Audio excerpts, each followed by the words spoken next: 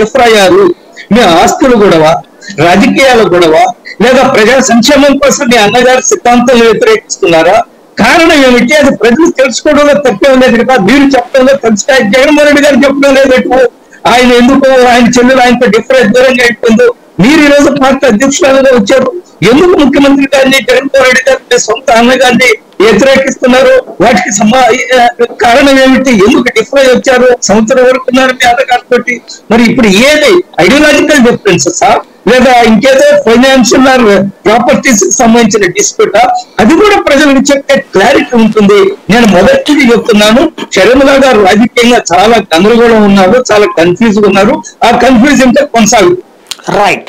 బేగ్ గారు, ఇవాళ కాంగ్రెస్ పార్టీ ఆలోచన ఏంటి? అధికారంలోకి రావాలనా, జగన్ ని గద్దెదించాలనా, తెలుగుదేశం పార్టీని గద్దెనెక్కించాలనా? అందరికీ నమస్కారం అండి. ప్యానెల్ లో ఉన్న వాళ్ళందరికీ కూడా పేరు పేరున నమస్కారాలు. జగన్మోహన్ రెడ్డి గారి కోసమో చంద్రబాబు నాయుడు గారి కోసమో కాంగ్రెస్ పార్టీ ఎప్పుడూ పని చేయలేదు, పని చేయదండి. ఇది ప్రజల కోసం పుట్టిన పార్టీ, ప్రజలకి సేవ చేయడం కోసం ఉన్న పార్టీ.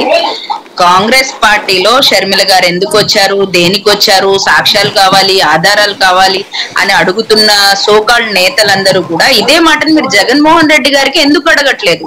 జగన్మోహన్ రెడ్డి గారిని ఎందుకు క్వశ్చన్ చేయట్లేదు? ఆమె అడుగుతున్న క్వశ్చన్స్ లో ఏం తప్పుందని మీరు ఇంత పెద్ద ప్రతిదీ ఆవిడ కన్ఫ్యూజన్ లో ఉన్నారు, ఆవిడ ఇదిలో ఉన్నారు, మీరు క్లారిటీగానే ఉన్నారు కదా. మీరు ఎందుకు మరి ఈ 5 సంవత్సరాల్లో మీరు ప్రత్యేక హోదా తేలేక ఎందుకు తీసుకురాలేకపోయారు? ఎందుకు రైల్వే జోన్ తీసుకురాలేకపోయారు? ఎందుకు విశాఖ హక్కు, ఆంధ్రుల హక్కు అన్నటువంటి విశాఖ స్టీల్ ప్లాంట్ ని ప్రైవేట్ పరం అవుతుంటే ఆపలేకపోయారు? ఎందుకు ఒక్క రాజధాని కట్టడానికే ఇన్ని తిప్పలు పడుతుంటే 3 రాజధానులను ప్రకటించి ఒక్క అడుగు కూడా ముందుకు ఎందుకు వేయలేకపోయారు?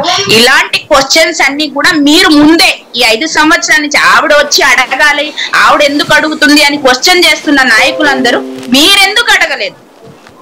మీరెందుకు మాట్లాడలేదు? ఇక్కడ పాయింట్ ఏంటంటే, షర్మిల గారు రైట్ చేస్తుంది అవి ఐడియాలజికల్ డిఫరెన్సెస్, దాంట్లో పాయింట్స్ ఆవిడ అడగచ్చు, దాని గురించి అంటలేదు. ఇక్కడ పాయింట్ ఏంటంటే, మీరు అధికారంలోకి రావడమా, వేరే వాళ్ళని అధికారం నుంచి దించడమా, లేదా వేరే వాళ్ళని అధికారంలోకి తీసుకురావడమా? వేరే వాళ్ళని అధికారంలోకి దించో లేదంటే వేరే వాళ్ళని అధికారంలోకి పెడితే కాంగ్రెస్ పార్టీ ఉంటుందా సార్? ఇప్పుడు కొన్ని చోట్ల ఐడియాలజికల్ పొత్తులు ఉంటాయి, లైక్ వెస్ట్ బెంగాల్, ఇవన్నీ కూడా అట్లాగే ఐడియాలజీని దేశవ్యాప్తంగా ప్రజలు నమ్ముతున్నారు. గత 10 సంవత్సరాలుగా చేసిన తప్పుని సరిదిద్దుకునే దిశలో భాగంగానే అటు కర్ణాటకలో గాని ఇటు తెలంగాణలో గాని కాంగ్రెస్ పార్టీ అధికారంలోకి వచ్చింది. దక్షిణాది రాష్ట్రాల్లో ఉన్న ప్రజలు ఉత్తరాది వారి ఆధిపత్యాన్ని సహించలేరు కాబట్టే ఇక్కడ కాంగ్రెస్ పార్టీని పట్టం కడుతున్నారు.